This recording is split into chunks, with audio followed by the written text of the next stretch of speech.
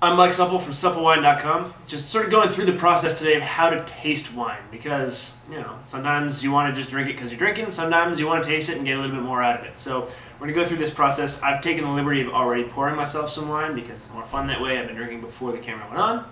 So let's just talk about it. Here's the fun way to taste wine. First, you pour yourself a glass of wine, you look at it, take a sip. You think, damn, that is a tasty beverage. You swallow it, and you move on. That is the fun way to taste wine. Alright, maybe you want a little bit more out of your glass. So you want to maybe go through it in a bit of a sort of a little process that you get something out of it. You can maybe remember it, you can use it again so you know what you're doing. You want to start sort of by looking at the glass. It helps if you have maybe a white piece of paper or something to hold in the background, but you just want to kind of look at the color. The reason you do that is, let's say I don't know what's in my glass. I'm doing a little bit of blind tasting. Looking at the color can help you start to make some assumptions about the wine. In general, young red wines, the younger they are, the more purple they'll be. They get a little bit older, maybe they start to get some ruby, they lose the purple. They get even older, they lose some of that ruby, they turn more into a garnet. They get older, they kind of turn into a brick red. Beyond that, they turn into kind of an amber color, go into brown, into sort of tired and dead. So looking at the color will give you kind of a vague idea of how old they are. That's not always a good litmus test. Some grapes, like Sangiovese, Chianti, for example, even when it's young, it has a brick red color to it. So there's never one thing that tells you exactly what a wine is. But you start by looking at it. Then you can give it a little bit of a swirl, and you can see, you know, maybe see if there are any legs in there. Some people like doing this. Legs refer to little drips of sort of liquid that come down in the glass here. It's caused by the alcohol in the glass sort of evaporating up around the glass and then dripping back down. Some people tend to think that the legs tell you how much alcohol is in the glass. The thicker or the faster they run means there's more alcohol. It kind of gives you a little bit of a notion. If you see a ton of thick legs, maybe it's a high alcohol wine, but it's also affected a lot by how clean the glass is, what kind of detergent you use, various things like that can affect the legs. So it's not really all that worth doing. Next, if you're really evaluating it, you want to give it a good swirl.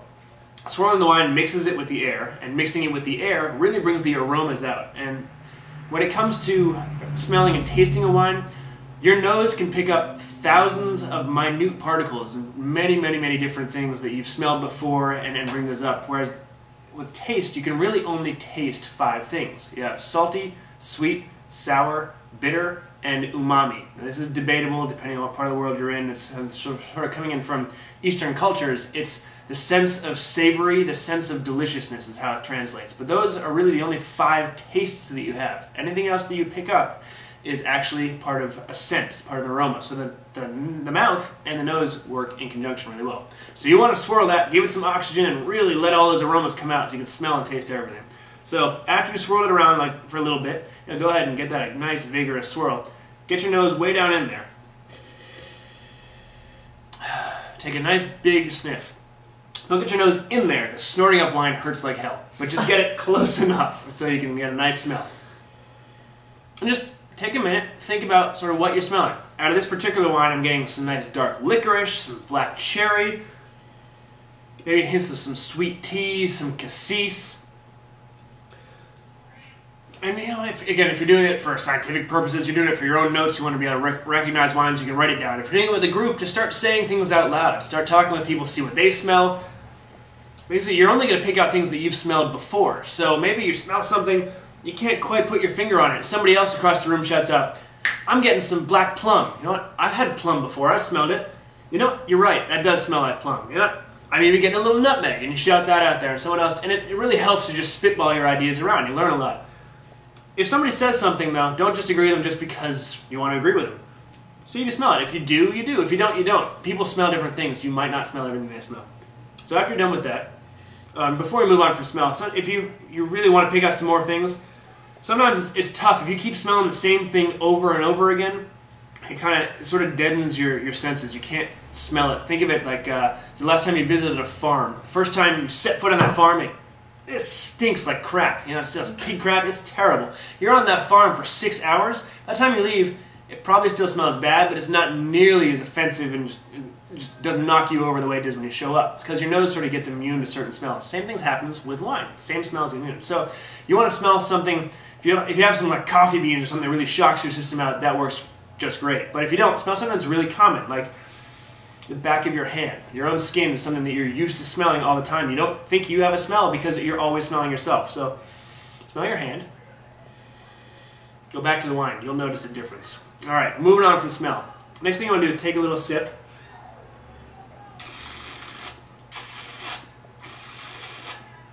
And you suck some air in your mouth. Careful not to inhale into your lungs there, but you suck a little bit of air in. That mixes the wine and the oxygen.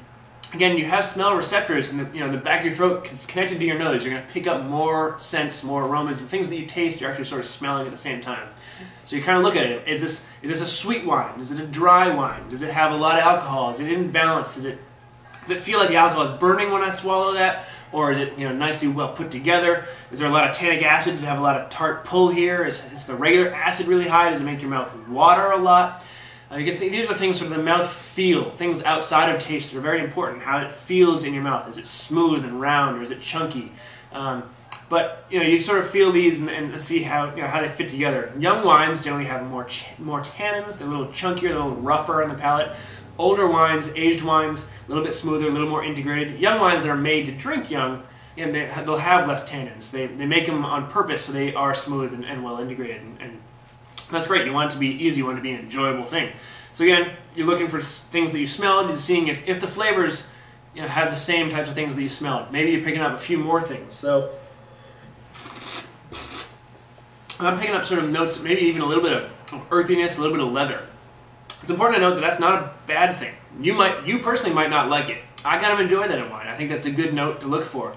Just because you like something doesn't mean somebody else will, but just go on with it. And again, I'm still definitely getting the black cherry, the plum. Again, a lot of that nutmeg in there. It's sort of really spicy, some kind of cedar spices, a little bit of lingering vanilla in the back. Also think about the finish. How long does the wine go? As soon as you swallow it, does it just disappear? You're done tasting it. A lot of wines, particularly easy, cheap white wines, they make those just you drink them, you forget about them, don't have a lot of complexity, the flavor's gone.